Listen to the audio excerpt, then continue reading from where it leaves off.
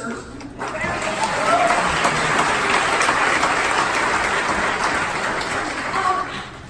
I thought what we do is I talk a little bit and then we'll take as many questions as we can.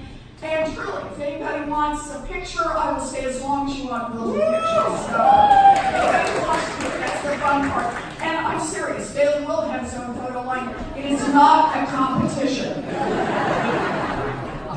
I can't quite be sure about how competition will work out. So anyway, let me start by saying how much I appreciate that on Friday night when you could be doing a lot of things that you came here. Our country is at a very dangerous moment. And the direction we take in 2020 is going to set our course for generations to come. And that's going to happen right through the center of New Hampshire. So thank you for putting your time and energy and thought into this. I really do appreciate it. Thank you.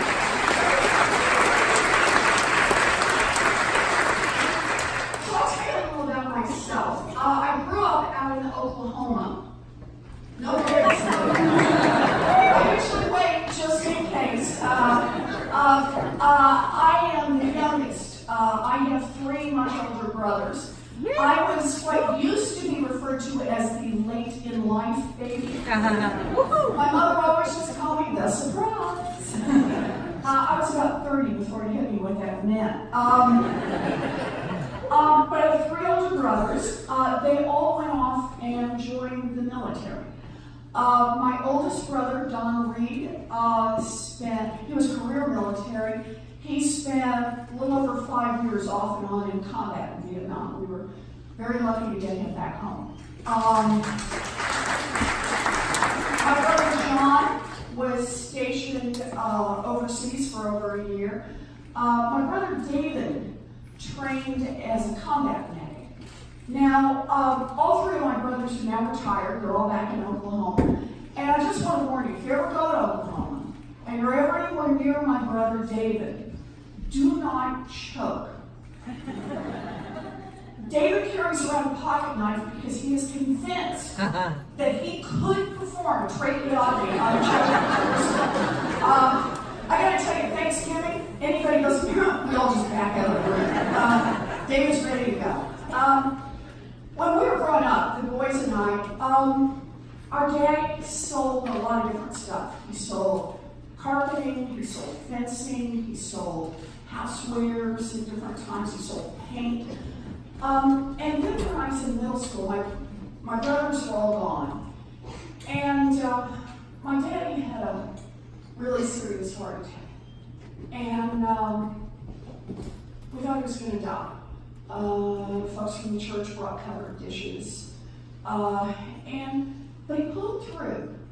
But he couldn't go to work for a long time. And so we lost our family station wagon. And at night, my mom would tuck me into bed, and then I'd hear him talk. And that's when I learned words like mortgage and foreclosure.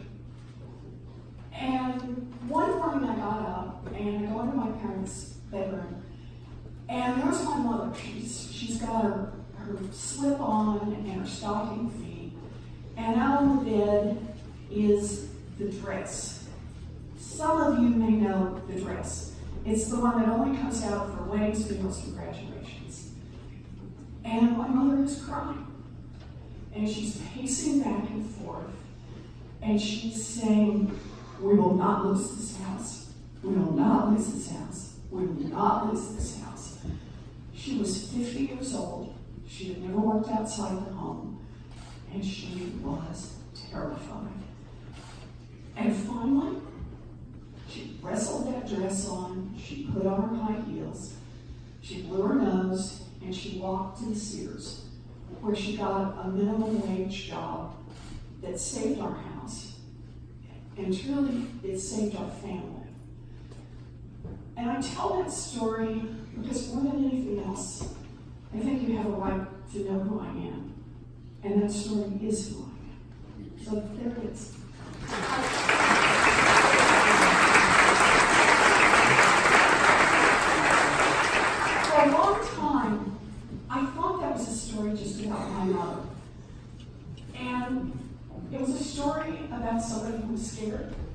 but you're scared, something has to be done, you just reach down and find what you need to find, pull it up, and make it happen.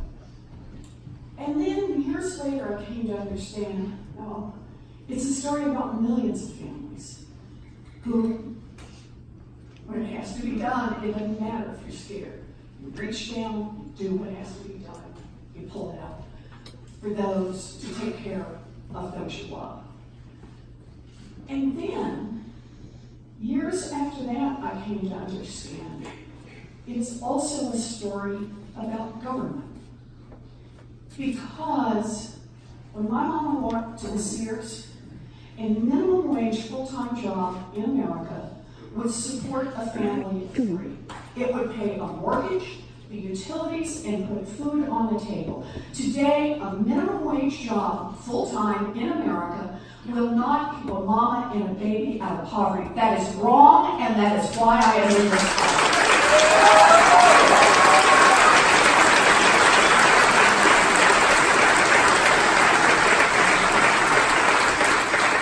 And why is that so? It's not an accident. The reason is because when I was a girl, the question asked in Washington is, what will it take a family of 3 to survive? And that's where they put the minimum wage. Today, the question asked in Washington is, what will improve the profitability of a giant multinational corporation? Well, I want a government that works less for giant multinational corporations and more for little families like ours.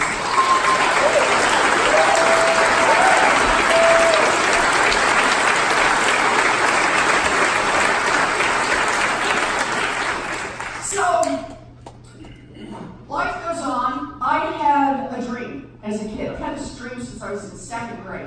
I wanted to be a public school teacher. Can we hear it for our public school teachers?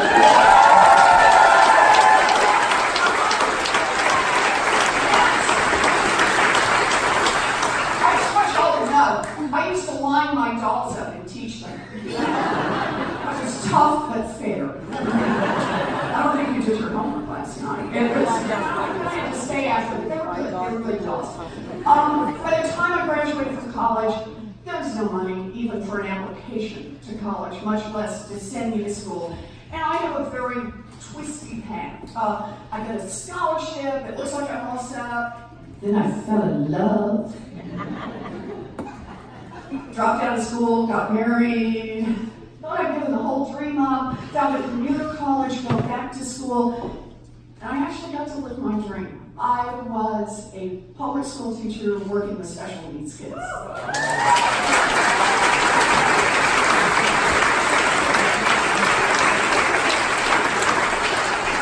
I loved that job, and I would still be doing it, but in those days, I hit a little snag. By the time I hit the end of the first year, I was rather visibly pregnant. And in those days, they just didn't invite you back. So I'm home, I got a baby, and I make this crazy decision to head off to law school, baby on the hip, graduated law school, visibly pregnant again. You'll notice a pattern to this. But I ended up back in teaching pretty fast. I trade little tiny ones for great big ones in law school.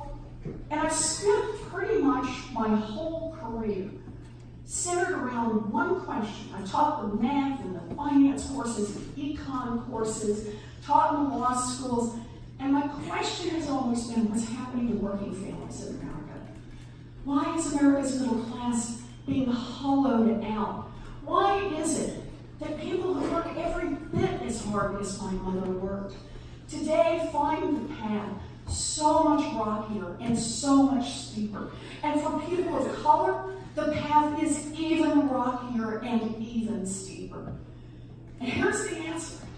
It isn't an accident. Washington works great for giant drug companies.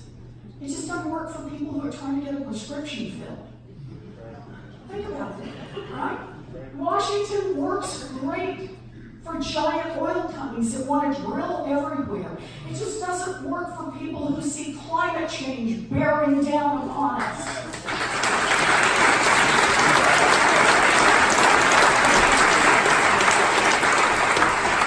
Washington works great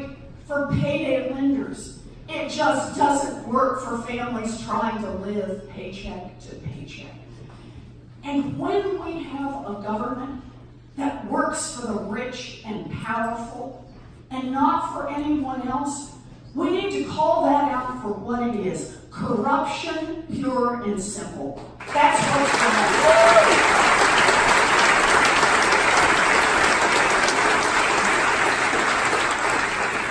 Corruption that touches every family in this country.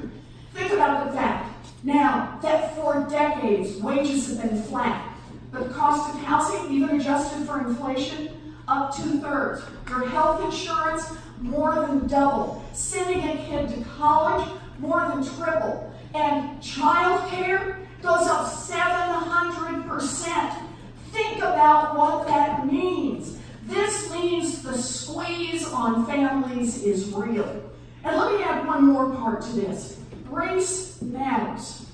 Just pick one part of this.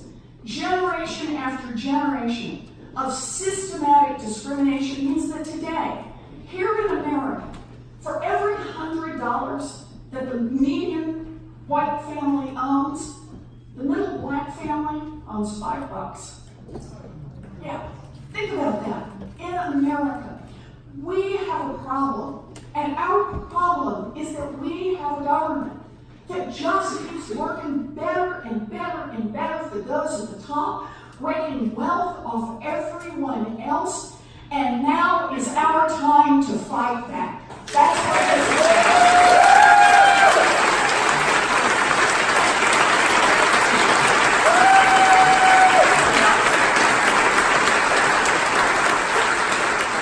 So I want to talk about fighting back. We're not going to be able to do this with a little, let's have a couple of amendments over here, let's add one statute over here, let's nibble around the edges, let's make a little adjustment. We need big systemic change in this country.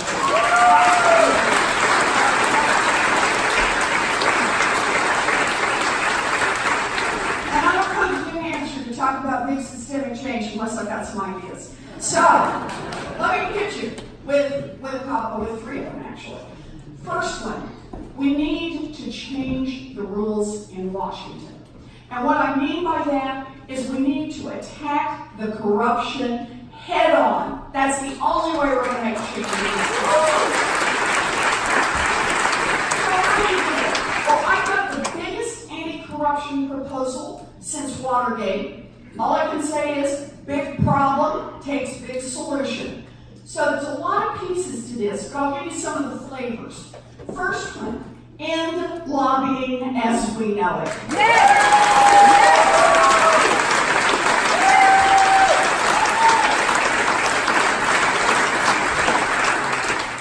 Second one, stop the revolving door between Wall Street and Washington.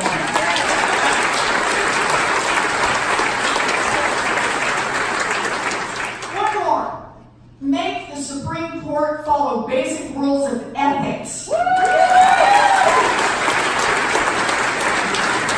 not going to do these all the time. I just do one more.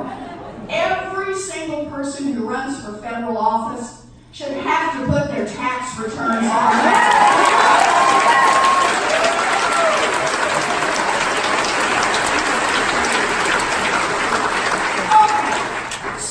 Change the rules in Washington, attack the corruption, the influence of money head on. Part 2, change the rules in our economy. Think how this economy works right now. Giant multinational corporations, they basically just run over anybody they want to run over. They run over their own workers, they run over their own customers, they run over the communities they're located in, and the only way you make systemic change is you've got to get some power on the other side in the system. And for me, that means we got to make it easier to join a union and give unions more power.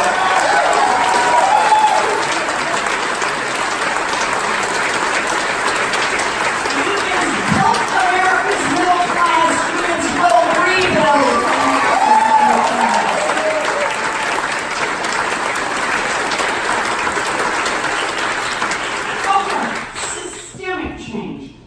another one for you. And let me start with the ultra-millionaire's wealth tax.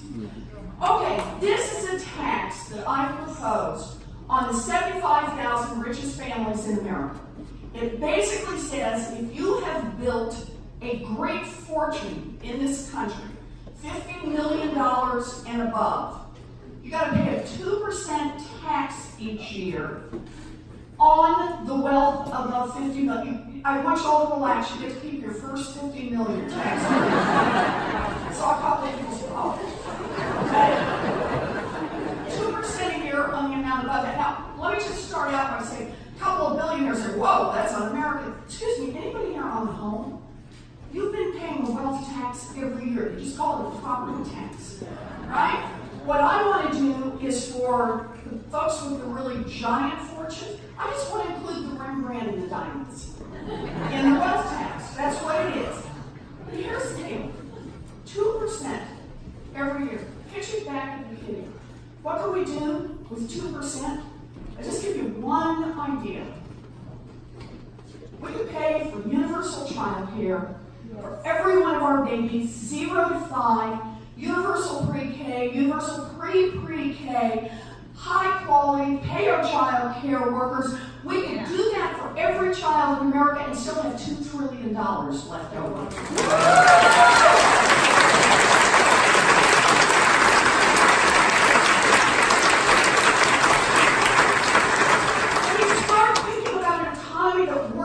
Not just for those at the top, but works for everyone else.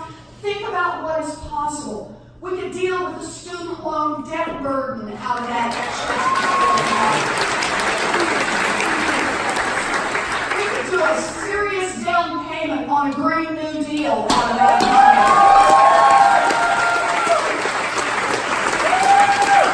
We can invest in a way that helps us build a future. Not just for those who are born into privilege, but it helps us build a future for all of us. So that's 1 and 2.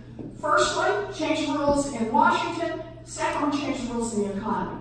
Third one, change the rules in politics. And what that means, hold on, is protect our democracy.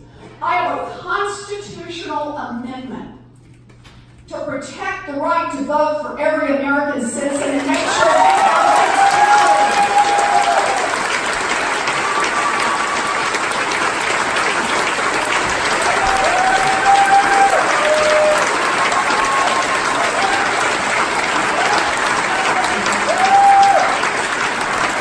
that's a federal law to roll back every damn one of these voter suppression laws.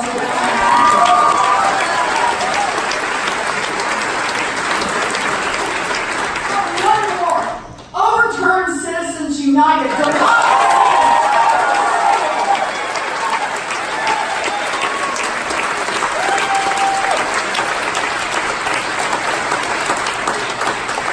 there it is. Just 3 things. Change the rules in Washington, change the rules in our economy, and change the rules in politics to protect our democracy. We can do those 3 things. Now, I stand here tonight out of gratitude. Never in a million years did I think I'd be on a stage like this, doing what I'm doing. But here's the deal. My daddy, he ended up as a janitor.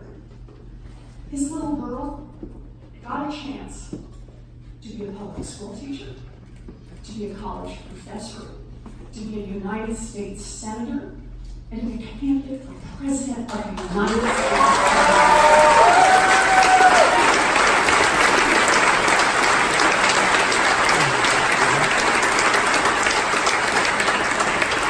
I believe in opportunity all the way to my core, and I make the commitment that I will fight for opportunity, not just for those at the top, but for everybody in this country. This is our chance to dream big, to fight hard, and to win and make change. Thank you.